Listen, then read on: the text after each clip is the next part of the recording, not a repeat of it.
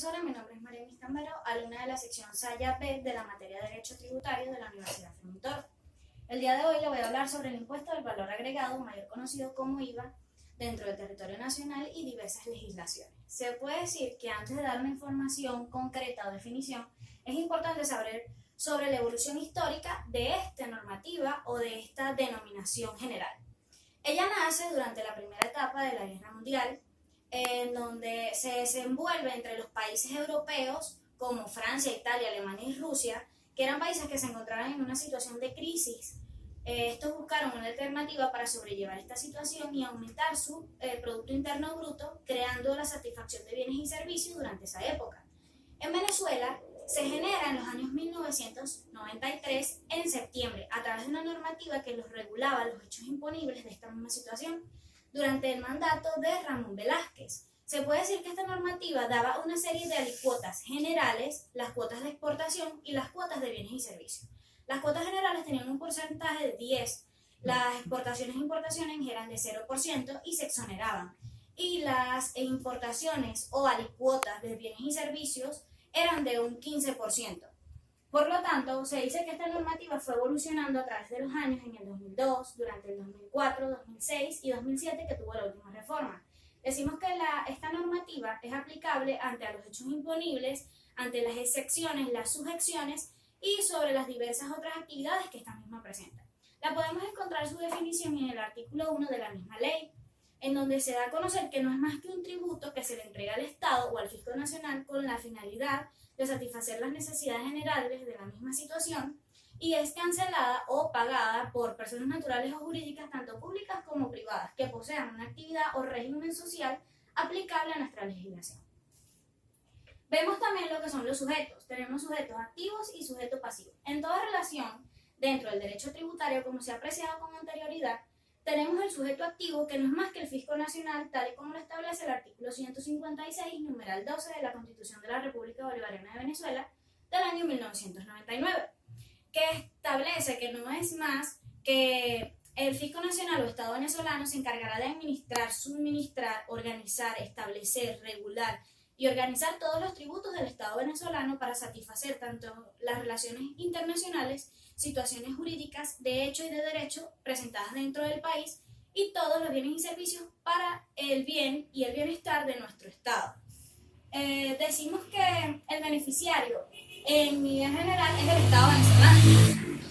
Por lo tanto, tenemos sujetos pasivos que se encuentran regulados tanto en el Código Orgánico Tributario como en la misma Constitución. Y en la Ley de Impuestos sobre el Valor Agregado también tenemos estas mismas. Decimos que en el artículo 5, 6, 7, 8 y ayuden tenemos estos contribuyentes. Tenemos contribuyentes ocasionales, ordinarios u ocasionales, tenemos contribuyentes formales, responsables, agentes de redenciones y percepciones. ¿Cuáles son los contribuyentes ordinarios? No son más que todas personas naturales y jurídicas que se ven presentes en toda relación tributaria. Es decir, todas las personas que declaran un impuesto. Puede ser una persona que adquiere de manera normal un producto o aquella que hace de su vida cotidiana una actividad comercial. Tenemos también los contribuyentes ocasionales. Esto ocurre con lo que son los pasajeros. Cuando nosotros llevamos una cierta cantidad de productos que importamos o exportamos al salir o entrar del país, nosotros nos transformamos en unos contribuyentes ocasionales porque no lo hacemos de manera constante, sino de una manera irregular. Por lo tanto, se debe cancelar un cierto porcentaje dependiendo de la actividad o valor que posea ese bien que nosotros transportamos de un lugar a otro. Tenemos los contribuyentes ordinarios u ocasionales. Esto normalmente ocurre con las empresas públicas del Estado que tienen una sociedad mercantil. Ejemplo, los consejos comunales que realizan diversas actividades para satisfacer las necesidades de la comunidad, pero deben declarar impuestos al Estado porque la actividad económica que se realiza es de manera mercantil y da aquel poder adquisitivo o valor agregado a la misma comunidad. Tenemos los contribuyentes formales. Según lo establecido en el artículo 17, 18 y 19 de la presente normativa, se da a entender que existen unas exoneraciones o sujeciones a algunas personas o contribuyentes de alguna determinada actividad. Por ejemplo, las actividades comerciales de comida, alimentación, producción, etc. Estas actividades son exoneradas desde algún punto de vista. Por lo tanto, estos son formales y a su vez, al cambiar la actividad, relativa para la cual se está basando, el contribuyente se transforma de un contribuyente exencional a un contribuyente formal. Debo estar obligado a realizar el pago del impuesto a pesar de que esa actividad está sujecionada. Hablamos también de agentes de retenciones y recepciones. Ahí es en donde hablamos de los contribuyentes especiales que hacen caso omiso al pago de impuestos elevados. Las redenciones es la acumulación de un impuesto para que el Estado subsane ese impuesto y yo no lo deba cancelar de una manera inmediata. Cuando hablamos del ámbito territorial, hacemos énfasis a los artículos 13 y 15 de la misma ley, que no es más que en dónde se aplica esta normativa. El hecho imponible debe aplicarse dentro del territorio nacional, por lo tanto se aplica tanto a los extranjeros como a los venezolanos y a los transeúntes que se encuentran dentro del territorio. Como hablamos con anterioridad, yo me puedo transformar en un contribuyente ordinario o especial. El hecho imponible no es más que aquel que la normativa establece. El hecho imponible es lo que se encuentra reglado, es el hecho reglado, es la normativa.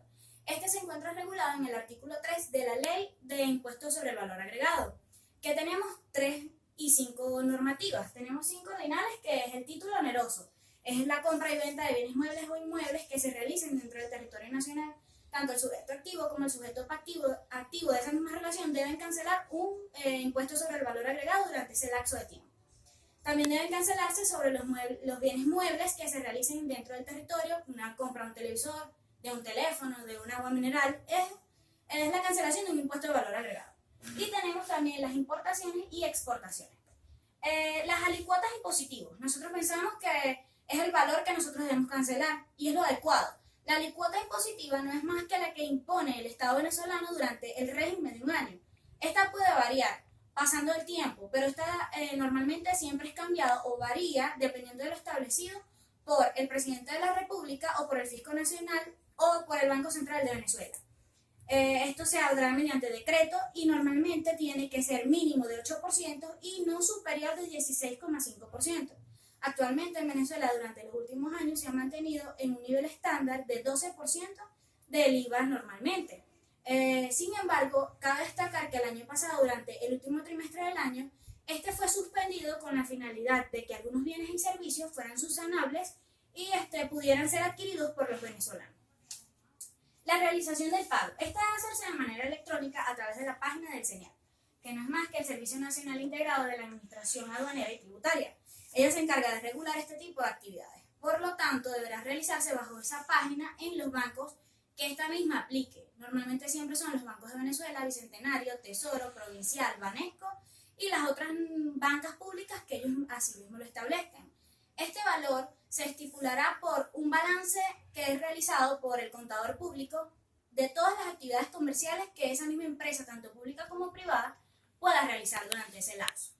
Decimos que este debe realizarse mediante una declaración jurada y se realizará el pago de manera inmediata al finalizar los 15 días luego de